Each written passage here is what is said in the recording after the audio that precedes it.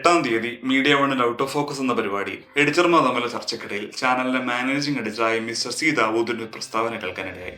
കാര്യങ്ങൾ വന്നപ്പോൾ ഇന്ത്യയിൽ ഓരോ ആളുകളും അവരുടെ കോണ്ടക്സ്റ്റിൽ പ്രധാനമായ കാര്യങ്ങളാണ് എടുക്കുക, അല്ലെങ്കിൽ അതാണ് ചർച്ച ചെയ്യുക. ഇന്ത്യയിൽ മോഡിയുടെ പേര് അതിൽ വരുന്നു.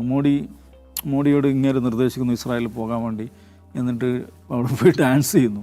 And the thing was done എന്നാണ് എഴുതിയിരിക്കുന്നത്. അത് വിജയിച്ചു, സക്സസ് ആയിരുന്നു ആ ഓപ്പറേഷൻ എന്നാണ് എപ്സ്റ്റീൻ ഫയലിൽ പറയുന്നത്.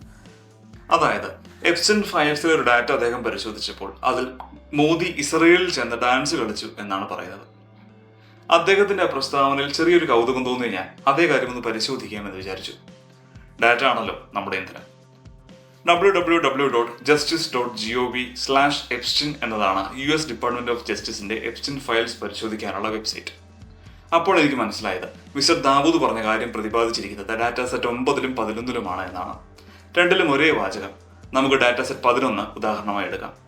US ഗവൺമെന്റ് പുറത്തുവിട്ട രേഖയിലുള്ള വാചകം അതേപോലെ എടുത്താൽ അതിൽ point number 8, The Indian Prime Minister Modi took advice and danced and sang in Israel for the benefit of the US President. They had met a few weeks ago. It worked. ഇതിൽ danced and San in Israel എന്ന കാര്യമാണ് ദാവൂദിനെ കൊണ്ട് മോദി ഇസ്രയേലിൽ dance കളിച്ചു എന്ന നിരീക്ഷണത്തിലേക്ക് എത്തിച്ചത്. നമുക്ക് ആ വാക്കിന്റെ അർത്ഥമൊന്ന് ഗൂഗിൾ ചെയ്ത് നോക്കാം. Danced and sang is a metaphor for expressing profound joy, celebration or carefree abandonment, often signifying a triumphant, light-hearted or ecstatic state of being rather than literal movement. It represents a life of motion or joy made visible, capturing moments of peak emotional, energetic and spiritual celebration. അതായത് dance and San എന്നത് രൂപകമാണ്. രണ്ട് വ്യത്യസ്ത വസ്തുക്കളെ തമ്മിൽ സാദൃശ്യപ്പെടുത്തി ഒന്നിനെ മറ്റൊന്നായി പറയുന്ന ആലങ്കാരിക പ്രയോഗം മാത്രം. ഇനി നമുക്ക് കാലഘട്ടം ഒന്ന് പരിശോധിക്കാം. എപ്സ്റ്റീൻ ആർക്കോ അയച്ചിരിക്കുന്ന മെയിലിലാണ് ഈ കാര്യം പറയുന്നത്. പ്രധാനമന്ത്രി നരേന്ദ്രമോദി എവിടെ നിന്ന് ഉപദേശം സ്വീകരിച്ചു എന്നും തുടർന്ന് ഇസ്രയേലിൽ പോയി എന്നും അതിനുശേഷം danced and San in Israel for the benefit of US president. They had met A few weeks ago. It worked. അതായത് കുറച്ച് ആഴ്ചകൾക്ക് മുൻപുള്ള കൂടിക്കാഴ്ച, US പ്രസിഡന്റ് ഗുണത്തിന് വേണ്ടിയുള്ള ഇസ്രയേൽ സന്ദർശനം, അത് ഫലവത്തായി. ഇങ്ങനെ വായിച്ചെടുക്കാം. Let's dig it out. US പ്രസിഡന്റായി മിസ്റ്റർ ഡൊണാൾഡ് ട്രംപ് ആദ്യമായി അധികാരമേൽക്കുന്നത് 2017 ജനുവരി 20-നാണ്.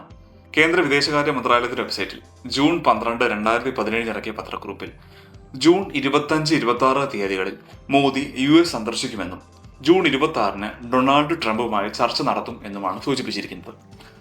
തുടർന്ന് മോദി അമേരിക്കയിൽ നിന്നും മടങ്ങി വന്ന ശേഷം ജൂൺ 28-ന് മന്ത്രാലയം ഇറക്കിയ പത്രക്കുറിപ്പിൽ ജൂൺ 4 മുതൽ 6 വരെയുള്ള ദിവസങ്ങളിൽ ഇസ്രയേൽ പ്രധാനമന്ത്രി ബെഞ്ചമിൻ നെതന്യാഹുവിന്റെ ക്ഷണമനുസരിച്ച് മോദി ഇസ്രയേൽ സന്ദർശിക്കുമെന്നും അത് ഏതെങ്കിലും ഒരു ഇന്ത്യൻ പ്രധാനമന്ത്രിയുടെ ആദ്യത്തെ ഇസ്രയേൽ സന്ദർശനമാണ് എന്നും പറയുന്നു.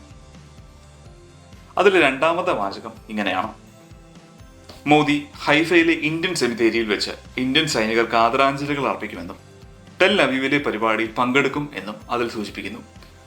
തുടർന്ന് ജൂലൈ 5 ബുധനാഴ്ച ഇന്ത്യയും ഇസ്രയേലും തമ്മിൽ ഒരു സംയുക്ത പത്രപ്രസ്താവന ഇറക്കി.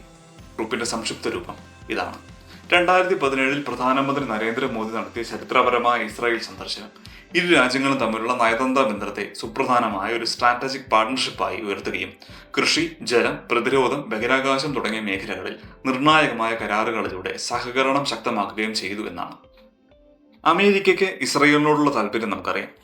അമേരിക്കയുമായി വളരെ അടുത്ത രാഷ്ട്രീയ, സാംസ്കാരിക അല്ലെങ്കിൽ സൈനിക ബന്ധമുള്ള രാജ്യങ്ങളെ വിശേഷിപ്പിക്കാൻ ഉപയോഗിക്കുന്ന ഒരു പ്രയോഗമുണ്ട്: the 51st state. Israel, Canada, Puerto Rico മുതലായ രാജ്യങ്ങളെ സാഹചര്യങ്ങൾക്കനുസരിച്ച് അങ്ങനെ വിളിക്കാറുണ്ട്.